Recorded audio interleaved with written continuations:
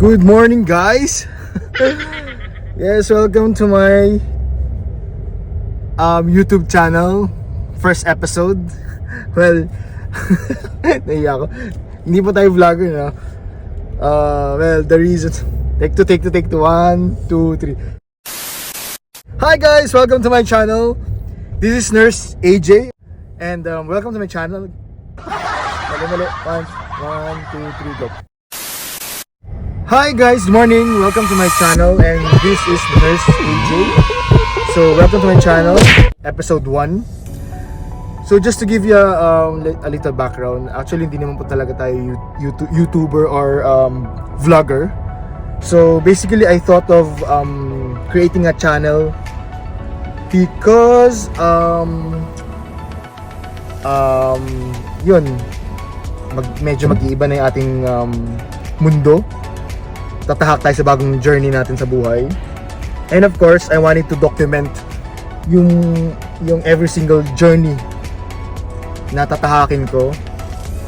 Para syempre, kumbaga, we can look back kung paano at saan tayo nagsimula. Parang ganun. Wow. And actually, kasi may kasi ako mag-video. So, I thought of making a channel para yung mga videos na ginagawa ko, pwede ko siyang i-upload sa channel ko, 'di ba? Kasi pwede mo naman siyang i-customize yung privacy setting niya. Hindi naman pwede mo namang ikaw lang yung makakita. So basically yun din para save din sa memory ng phone, 'di ba? So good idea na din yun. So anyhow, so basically naisip ko sa channel ito, well, it's a random videos and vlogs. I am a nurse by profession. So yun nga yung sinasabi ko magiging journey ko kasi simulan ko yung journey ko sa USRM. So medyo mahirap siya. At saka gusto ko rin, ginawa ko rin tong channel na to by the way kasi gusto ko rin ma-inspire or ma-inspire yung mga katulad ko na mga nurses na matagal na wala sa nursing world at ngayon nagbabalik loob. So syempre pag-uusapan natin yung mga ano ba yung mga struggles, paano ba magsimula kasi mahirap talaga eh. Like sa akin na lang 10 years yung gap ko sa nursing bedside. So talagang mahirap siya. So basically yun yung magiging content ng videos ko na to. So all about yung sa magiging journey ko as a USRN. Anytime soon, mag-start na tayo niyan. And by the way ngayon, actually on the way ako sa company ko na pinag-workan kasi last day ko na ngayon nag-render na kasi ako last month ng aking resignation. Kasi kailangan 1 month prior notice kami. So yun. So basically that's it yung content nito. So hopefully maka-inspire din tayo ng mga kapwa natin nurses na katulad ko na medyo maedad na. Wala na sa kalendaryo. Pero kumbaga gusto pa rin natin magkaroon ng professional growth na tinatawag. So yun. And yun nga, hindi naman din natin alam kung may mga manunood ba ng video na ito. Nga, diba masarap kasi balikan yung mga bagay-bagay, diba? Para at least ma-assess mo rin kung how far have you gone, diba? Parang ganun, kung ano na ba yung mga na-accomplish mo. At least you can look back, diba? Kasi meron kang mga souvenir, hindi lang kasi minsan, diba? Ang hirap alalahanin ng mga bagay-bagay. At least ngayon sa technology na meron tayo, at least ayun na, diba? Makikita mo talaga yung actual na nangyari ng mga panahon na yun. So maganda rin siyang idea, diba? So yun. Well, yun nga. Currently, I am here working in UAE. So, just to give you a little brief background, I've been working here sa UAE for like 13 years, more than 13 years. So, nag-work na rin ako sa Dubai, sa Al Ain, tsaka dito sa Abu Dhabi ngayon. Dito ako pinakamatagal na nag-work sa Abu Dhabi.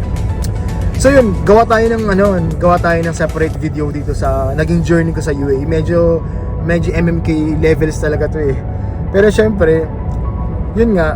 And by the way, gusto ko rin kung may mga chance talaga din. Gusto ko rin i-feature yung mga colleagues natin or kapwa natin nurses na yung mga stories nila dito sa like particularly kung paano yung mga naging struggles nila nung, like for example, yung pinapursue nila yung US dream nila or anything basta about nursing. So yun, pag-usapan natin sa channel na to. So yun lang guys. Ano pa ba? Nahirap. Actually, noon pa gusto ko talang gumawa ng ganung klaseng content na alam mo yun, na hindi naman, I mean, syempre, para kahit paano baka meron tayong isa or dalawang tao man lang na ma-inspire or maging interesado sa kwento ng ating buhay na naging journey. So okay na yun, di ba? So yun. Hopefully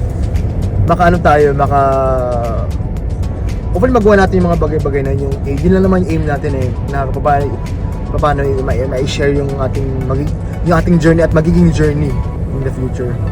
Tsaka syempre maka-inspire ng mga ibang tao, particularly yung mga nurses na may mga kanya-kanya kasi tayong mga stories diba? So maganda rin pakinggan yung mga stories ng mga iba't ibang tao, diba? So yun, I'm running out of words. Hindi ako magaling sa mga ganito So yun guys. So sana maging okay itong nating channel na to, diba? Maka-inspire man lang tayo kahit may isa or dalawa man lang, diba? Okay na yun. Naka-reach out tayo sa ibang tao, diba? Parang ganun. So yun.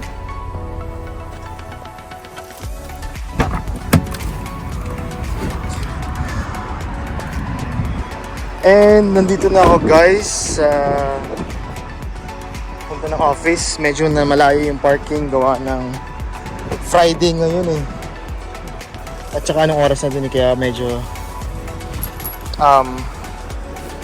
yun, late na ang oras na.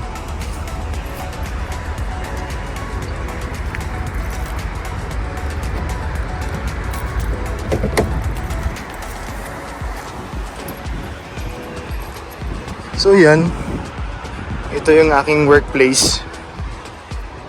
So ibabalik natin yung mga properties ng company, like yung laptop, ID, ano pa.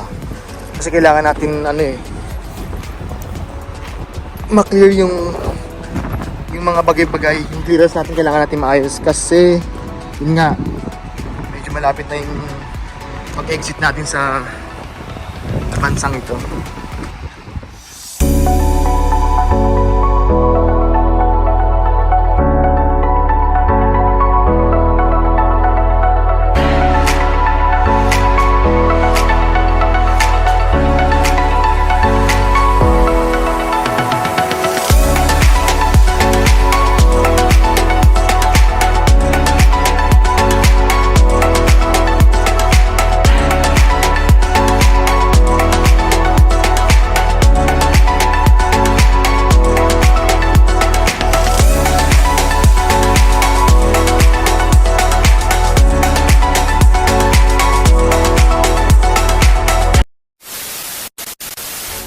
And yun nga guys, we're done. So nabalik ko na yung mga kailangan ko ibalik sa daman sa company, yung laptop, yung ID, tapos double check ko na rin sa HR kung meron pa ba akong mga pending na mga dapat na gawin from my side para mas mapadali yung settlement ng mga bagay-bagay.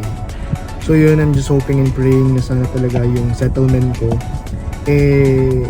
ma-receive ko or ma-transfer sa bank account ko before ng flight ko, kasi syempre marami rin tayong mga financial obligations, liabilities na kailangan i-settle dito sa bansang to, kasi gusto kong umalis ng UAE ng malinis ang records, kasi syempre in the future gusto rin nating bumalik dito for a vacation, kasi marami rin tayong mga friends dito, di ba? So yun nga. So yun, sobrang mamimiss ko yung workplace, kasi for more than 10 years ito yung naging buhay ko, trabaho ko, at saka sobrang laki ng blessings na binigay sa akin ng company na to, as in sobrang dami. So siguro sa mga future vlogs natin, sit down vlogs natin, i-share ko sa inyo yung mga, kung ano ba yung mga blessings na yan at kung paano umikot ng like 180 degrees yung buhay ko. Parang ganun.